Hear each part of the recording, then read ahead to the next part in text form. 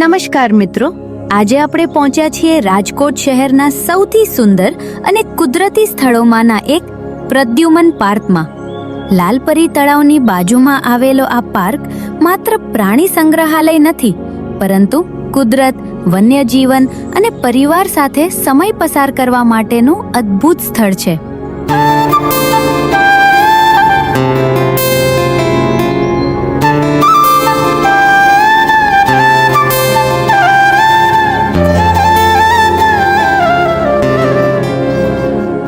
એક સમય હતો જ્યારે રાજકોટમાં નાનું ઝૂ હતું, પરંતુ આધુનિક અને વિશાળ પ્રાણી સંગ્રહાલયની જરૂરિયાતને ધ્યાનમાં રાખીને નવો પ્રદ્યુમન પાર્ક બનાવવાનો નિર્ણય લેવામાં આવ્યો.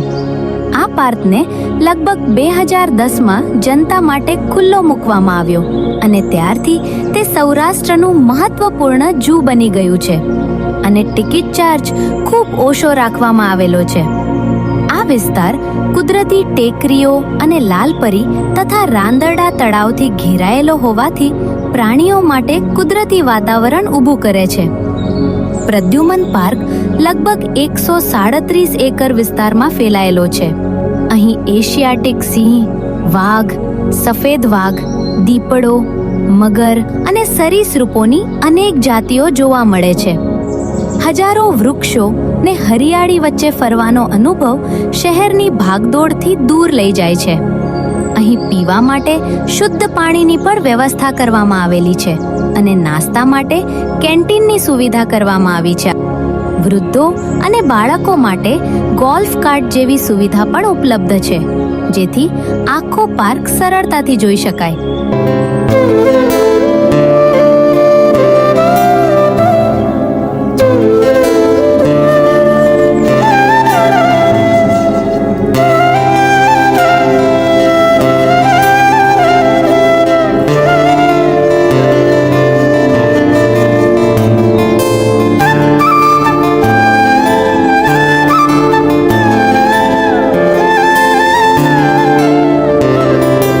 પાર્કનું મુખ્ય ઉદ્દેશ્ય માત્ર પ્રાણીઓનું પ્રદર્શન નથી, પરંતુ તેમનું સંરક્ષણ અને લોકોને વન્યજીવન વિશે જાગૃત બનાવવાનું પણ છે. અહીં પ્રાણીઓને શક્ય તેટલું કુદરતી વાતાવરણ આપવામાં આવે છે અને ફોટોગ્રાફીના શોખીન માટે બેસ્ટ જગ્યા છે અને ફોટોશૂટ માટે અહીંયા લોકેશન પરફેક્ટ છે.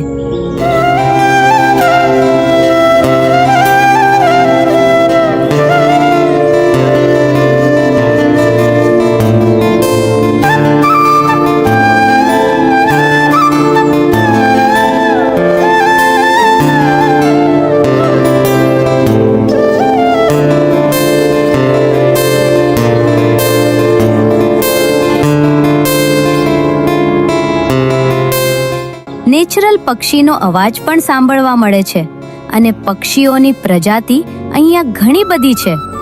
પર્યાવરણનું સંરક્ષણ અને આગામી પેઢીને પ્રકૃતિ પ્રત્યે પ્રેમ શીખવાડવામાં આ પાર્ક મહત્વની ભૂમિકા ભજવે છે.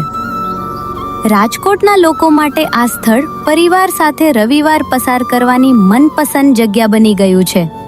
બાળકો અહીં પ્રાણીઓને નજીકથી જોઈને આનંદ માણે છે, જ્યારે ફોટોગ્રાફી અને કુદરત પ્રેમીઓ માટે પણ આ સ્થળ ખૂબ જ ખાસ છે.